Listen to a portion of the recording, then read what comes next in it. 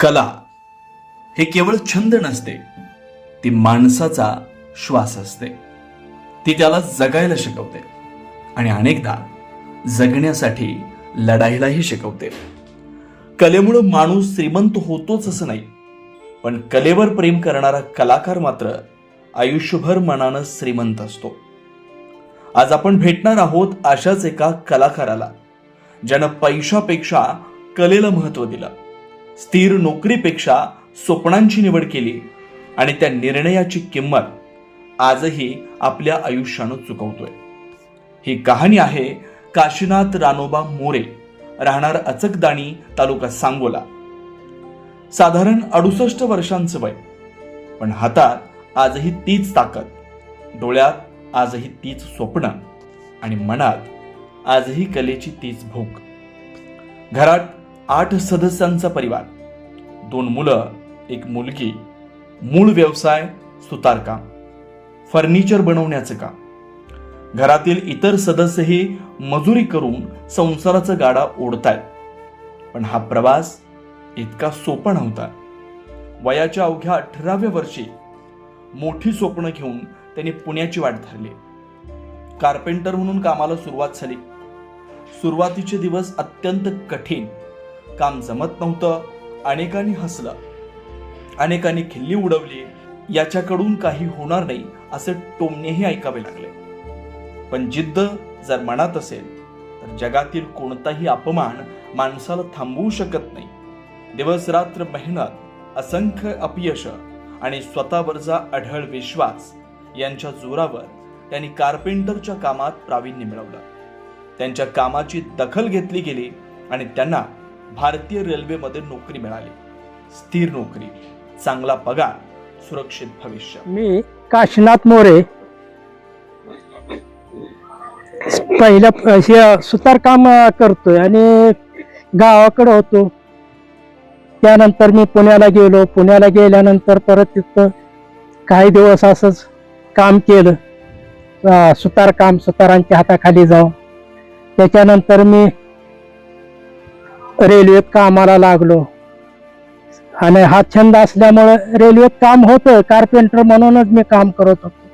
परंतु त्या कामात आणि बाहेरच्या कामात फरक होता आणि तो फरक असल्यामुळं जी बाहेरची आपल्याला जी बुद्धी किंवा अनुभव येत होता तो त्या ठिकाणाला एवढा अनुभव नव्हता रेल्वेमध्ये. पण त्यांच्या मनात अजूनही एक कलाकार जिवंत होता. रेल्वेची नोकरी करत असतानाही ते बाहेरची फर्निचरची कामं करू लागले. त्यांच्या हाताला अशी सफाई आली की ज्यांनी कधी त्यांची खिल्ली उडवलेली होती तेच लोक त्यांच्या हाताखाली काम करू लागले. ही होती मेहनतीची खरी कमाई. परंतु लहानपणापासून मनात रुजलेली कला त्यांना सतत हाक देत होती आणि एक दिवस असा निर्णय घेतला जो सामान्य माणूस घेण्याची हिंमतही करणार नाही. स्थिर रेल्वेची नोकरी त्यांनी कायमची सोडली, कारण त्यांना कलाकार म्हणून जगायचं होतं. कास्ट शिल्पकलेला आयुष्य द्यायचं होतं. छंदापोटी मी बाहेरची कला जोपासण्यासाठी किंवा शिकण्यासाठी मी रेल्वेची नोकरी सोडून दिली आणि आज असा पश्चाताप झालाय की ते काम मी सोडायला नव्हतो, परंतु हा छंद माझा जो जिद्द होती ती मला पूर्ण करायची होती. ही कला एक नंबर मला जोपासायची होती. ह्या कलेचं जी कुठे लुप्त झालेले ते मला उघड करून द्यायचं होतं. आपल्यापासून अनेक लोकांना ही कला यावी, शिकावं त्याने. आणि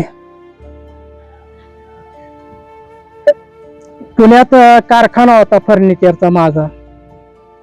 आई आजारी पडल्यानंतर मी गावावर आलो. गावावर येऊन परत तो कारखाना बंद केला मी आणि आईच्या आणि वडिलांच्या सेवेसाठी गावावर आलो. भाव होता, त्याला नोकरी होती रेल्वेत, त्याला काय येता येत नव्हतं. त्यामुळे मी गावावर येऊन मी आई वडिलांची सेवा केली. सेवा करून परत नंतर आई वारल्यानंतर मी परत पुण्याला गेलो नाही. इथंच मी स्थायिक झालो आटपाडीमध्ये. आणि दुसरी गोष्ट, आटपाडीत आल्यानंतर मी माझं कुटुंब, लहान मुलं होती, लहान मुलांना मी काम करून असंच शिक्षण थोडं केलं. इथं येऊन आटपाडीमध्ये येऊन मी भाड्यानं खोली घेतली, पोरांचं शिक्षण केलं. मंडळी माझी कामाला जात होती आणि त्यातनं आम्ही ही परत नंतर जागा घेऊन इथं राहिलो आम्ही. कारण त्यांना कलाकार म्हणून जगायचं होतं, कास्ट शिल्पकलेला आयुष्य द्यायचं होतं. स्वतःचा व्यवसाय उभा करण्यासाठी फर्निचरचा कारखानाही सुरू केला, पण आई वडिलांची सेवा त्यांच्यासाठी व्यवसायापेक्षा मोठी होती. त्यामुळं सर्व काही मागं सोडून ते पुन्हा गावाकडे परतले. आईच्या निधनानंतर आटपाडीत भाड्याच्या घरात राहायला सुरुवात झाली.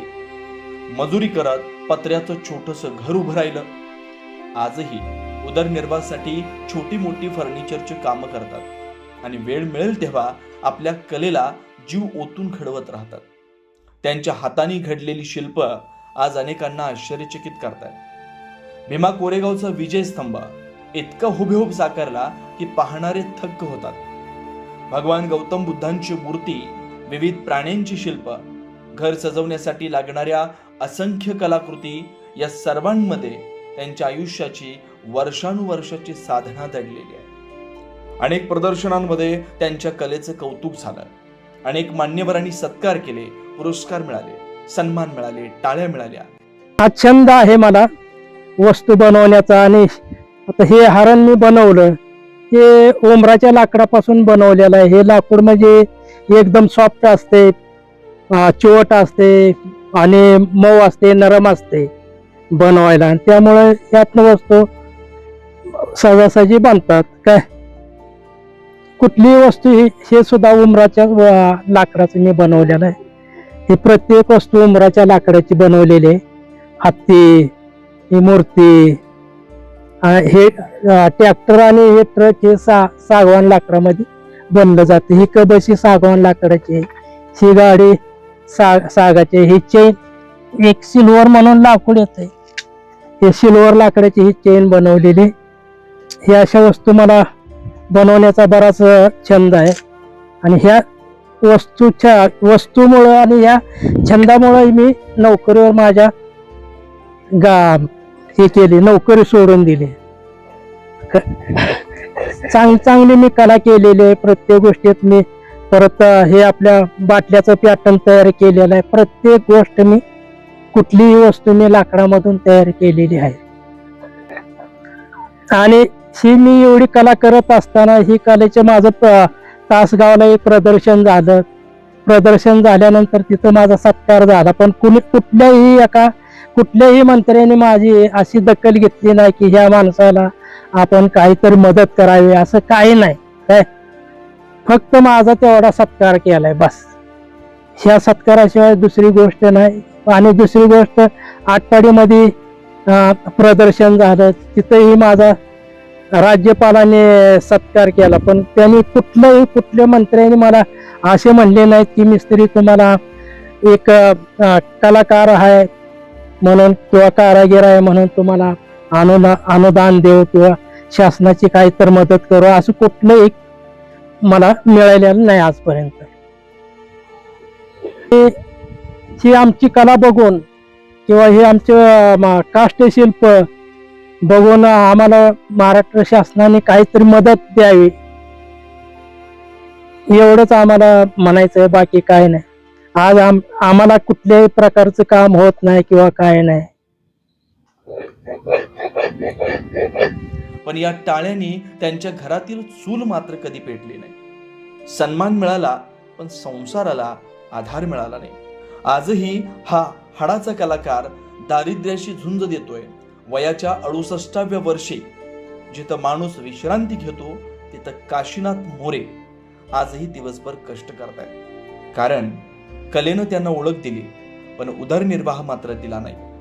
आजही त्यांच्या मनात एकच अपेक्षा आहे, त्यांच्या कलेला योग्य व्यासपीठ मिळावं. सरकारनं, समाजानं आणि कलाप्रेमींनी या कलाकाराच्या हातातील कला जिवंत ठेवण्यासाठी मदतीचा हात द्यावा.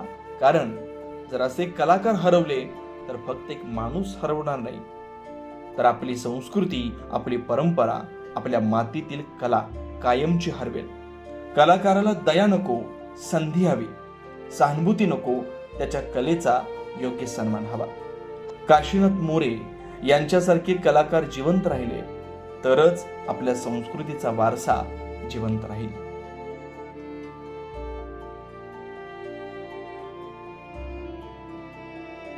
आवाज माणदेशाचा, माणदेशातील प्रत्येकाचा. माणदेश प्राईम सबस्क्राईब करा आणि अपडेट रहा. नवीन व्हिडिओच्या नोटिफिकेशनसाठी बेल आयकॉनचं बटन दाबा. धन्यवाद.